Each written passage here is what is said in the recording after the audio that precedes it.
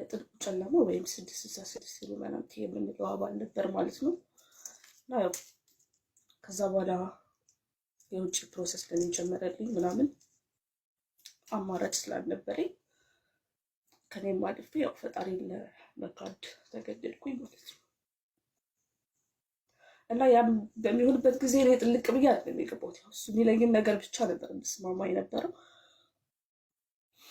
ከዛ ሰርተፊኬት ምናምን አሰርቶልኝ ምናምን በቃ ሙሉ ነገር ጨርሶልኛል። ሰርተፊኬት ማለት እዚህ አባል ውስጥ ስትገባ የሚሰጥ ሰርተፊኬት አለ። በውስጥ ሼር አደርግልሃለሁ እና መታወቂያ። ከዛ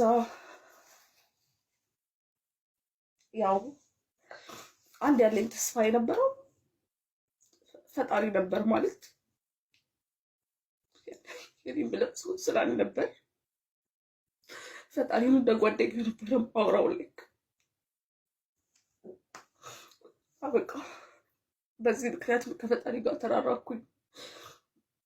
የሆነ ነገር ሲፈጠር ራሱ በቃ አሁን ላይ እንዴት ነው ጸሎት ለማድረግ ራሱ በቃ በጣም ነው የሚደብረኝ። እሳቀቃለሁ ምስለ ስዕል ራሱ ለማየት ማለት ነው። እና ከዚህ አባል ውስጥ እኔ በማላቅበት መንገድ ነው ሰርተፊኬት ሆና በተሰርቶ የጠበቀኝ። ግን ያስገድደኝ ነበር። አንድ አይንሽን ሸፍነሽ ፎቶ መነሳት አለብሽ ምናምን ይለኝ ነበር፣ ያነሳኝ ነበር እና ብዙ ነገሮችን ይነግረኝ ነበር። በዚህ አጋጣሚ ኢትዮጵያ ውስጥ በጣም እንደዚህ የምናስባት ኢትዮጵያ አይደለችም አሁን ላይ ያለችው። ብዙ ነገር ይነግረኝ ነበረ።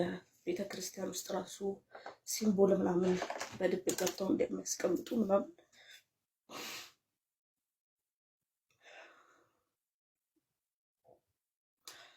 ከዛ ከሱ ጋር የመጨረሻችን የሆነው ምንድን ነው? በመሀል አብረን እያለን እርግዝና ተፈጠረ ከሱ ጋር። ከዛ ልክ እርግዝናው ልክ 6 ወር እንደሆነ ምንድን ነው ያደረገው? የኔ ልጅ ተገበረ ማለት ነው። በምንድን ነው የሚገበረው? የሆነ በማላውቀው መንገድ መልኩ መርፌ ወቅቶኝ ጉድቻ እንዲፈጠር ካደረጉ በኋላ ደሙን ነው ማለት ነው የሚገብሩት።